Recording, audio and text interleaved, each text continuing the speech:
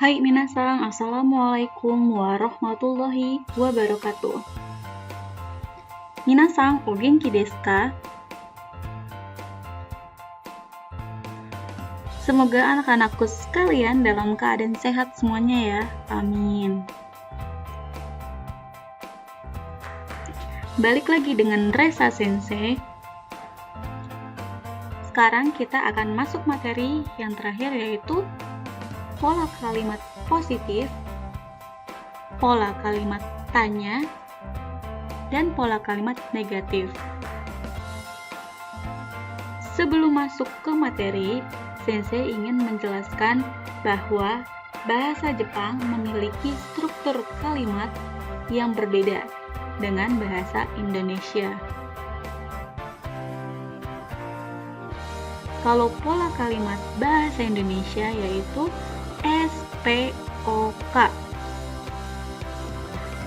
Ada subjek, predikat, objek, dan keterangan. Sedangkan di pola kalimat dalam bahasa Jepang ada SKOP atau yang disebut skop. Subjek, keterangan, objek, dan predikat.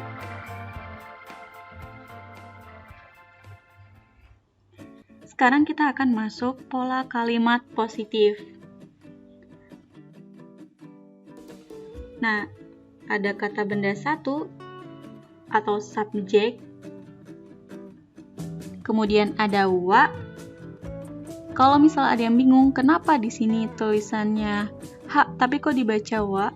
Karena kalau misalnya dia masuk ke dalam kalimat, dibacanya wa, bukan H.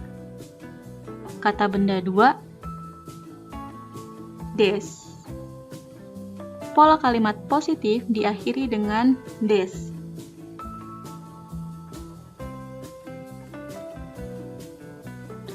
Contoh kalimatnya, saya adalah Resa. Watashi. Nah, penjelasannya yaitu Resa. Berarti watashi wa Resa desu. Yang kedua yaitu ada Yamada adalah orang Jepang. Nah, subjeknya adalah Yamada. Kemudian penjelasannya orang Jepang. Berarti Yamada. Karena menyebutkan nama orang lain berarti Yamada-sang. Jadi harus diingat kalau sang tulisannya san tapi dibacanya sang. Digunakan untuk menyebutkan nama orang lain. Berarti Yamada-sang wa orang Jepang, bahasa Jepangnya berarti Nihonjin. Yamada-sang wa Nihonjin desu. Yang ketiga, Yamada adalah seorang dokter. Berarti Yamada-sang wa isha desu. Yang kedua, ada pola kalimat tanya, yaitu kata benda 1, wa, kata benda 2, desu ka. Jadi kalau ada kalimat tanya, di belakangnya wajib pakai ka. Tulisannya desu ka, tapi bacanya desu ka.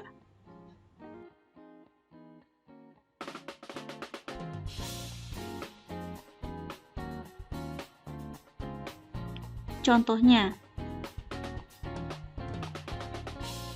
apakah Anda Resa? Nah, subjeknya adalah Anda. Berarti anata. Kemudian ada wa, berarti anata wa Resa desu ka? Anata wa Resa desu ka? Yang kedua, apakah Yamada orang Jepang? Sama seperti kalimat positif ditambah dengan sang. Berarti Yamada-sang wa Nihonjin desu ka? Yang ketiga, apakah Yamada seorang dokter? Yamada-sang wa isha desu ka?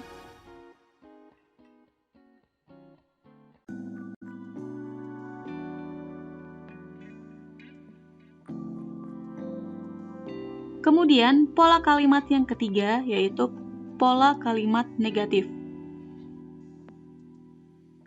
Kata benda 1 wa, kata benda 2 dewa arimasen.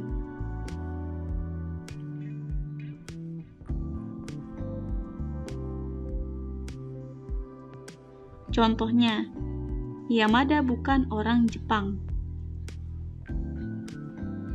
Jadinya, Yamada sang wa Nihonjin dewa arimasen. Yang kedua adalah Yamada bukan seorang dokter. Jadinya, kalimatnya seperti ini.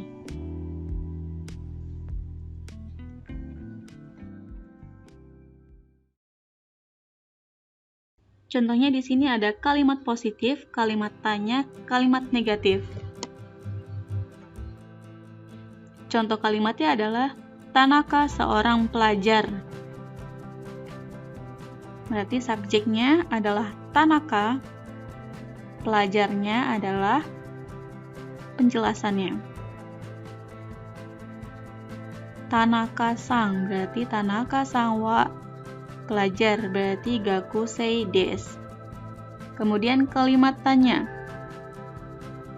Apakah Tanaka seorang pelajar?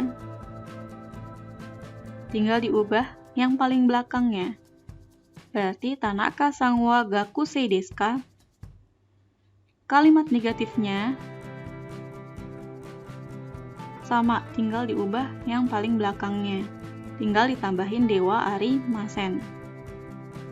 Yang kedua, contohnya, saya orang Indonesia.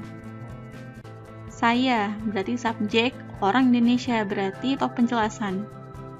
Saya bahasa Jepangnya adalah watashi, orang Indonesia berarti Indonesia jin. Saya orang Indonesia, watashi wa Indonesia jin desu. Kemudian ada kalimat tanya. Apakah Anda orang Indonesia? Kenapa di sini sensei ganti bukan apakah saya orang Indonesia? Karena tidak mungkin kalau misalnya kita bertanya ke diri sendiri, apakah saya orang Indonesia? Jadinya, apakah Anda orang Indonesia?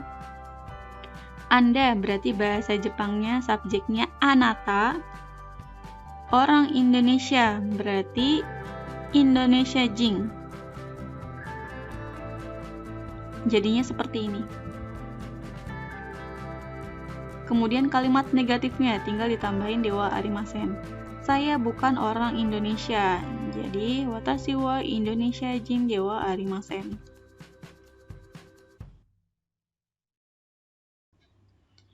Contoh percakapan. Anata wa Nihonjin desu ka? Apakah Anda orang Jepang? Nah, di sini ada jawabannya hai sama iye. Kalau hai, jawabannya iya.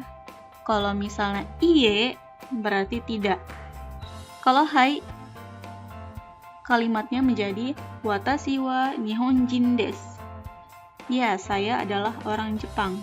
Sedangkan kalimat negatifnya iye, watashi wa Nihonjin dewa arimasen.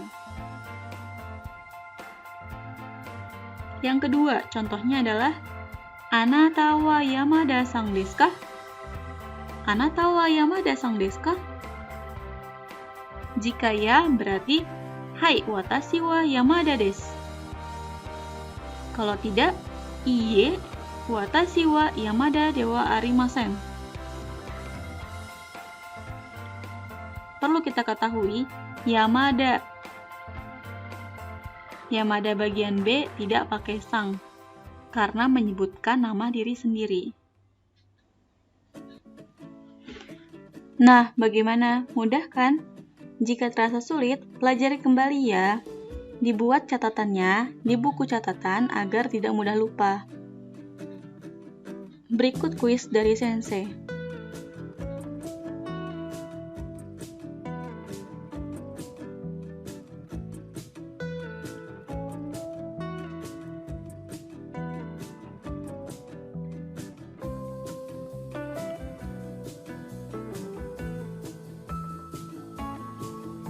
Sekian video dari Sensei. Terima kasih. Arigatou gozaimasu. Assalamualaikum warahmatullahi wabarakatuh.